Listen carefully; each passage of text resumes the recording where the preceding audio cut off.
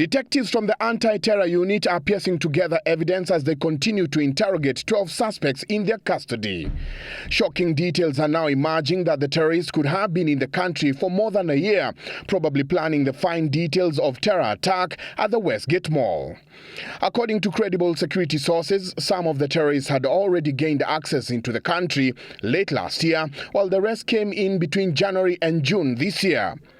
For instance, one of the suspected terrorists who was nabbed yesterday as he tried to leave the country aboard a Turkish airline, 35-year-old Abdul Razak Sheikh Ahmed, came into the country on the 10th of June as a tourist from the UK. Upon arrival, all the suspects rented exclusive apartments in Westlands, a walking distance from their target. Just 6 months ago, they rented a shop in the building, masquerading as dealers in mobile phone handsets and accessories, and it's from here that their plans to unleash terror began. Among the items confiscated by police from the suspects is a floor plan of the mall, which is not readily available to tenants, begging the question, from whom and how did they acquire it? It is believed that the attackers had mastered the mall, hence the smooth takeover of the building, and they knew exactly when to strike a busy Saturday morning when the mall was teeming with shoppers and fun lovers. Yes, absolutely. I think if you saw the way it was carried out, it was professional, it was very well coordinated. Coincidentally, Samantha Lithwaite, a British terrorist also known as the White Widow, had written revealing details on one of her blogs just days to the attack, and I quote, "Fear can make you do many things, and how there will be many more challenges in the months ahead," said the self-declared jihadist.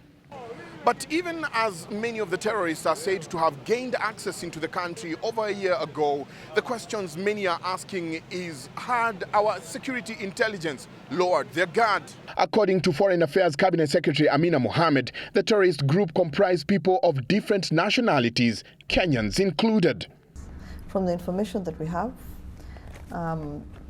2 or 3 Americans, and I think so far I've heard of 1 Brit. The Americans, from the information we have, are young men, about between maybe 18 and 19. Intelligence reports had suggested that a British woman and 2 or 3 American citizens may have been involved in the attack. We cannot confirm the details at present, but forensic experts are working to ascertain the nationalities of the terrorists. The 15 or so heavily armed terrorists are said to have gained access through the main entrance, where some opened fire, gunning down private security guards at the main car park, while others opened fire on the shoppers before commandeering hostages to one side of the mall. And even as the special forces were busy neutralizing the terrorists in the capital, Samantha Lithwaite's co-accused in separate terrorist-related case, Jermaine Grant, was arraigned before a Mombasa court. Jermaine faces several counts of terrorism, including plotting a terror attack and possession of explosives. And after the dust has settled, tough questions will be asked of the men and women in charge of the national security.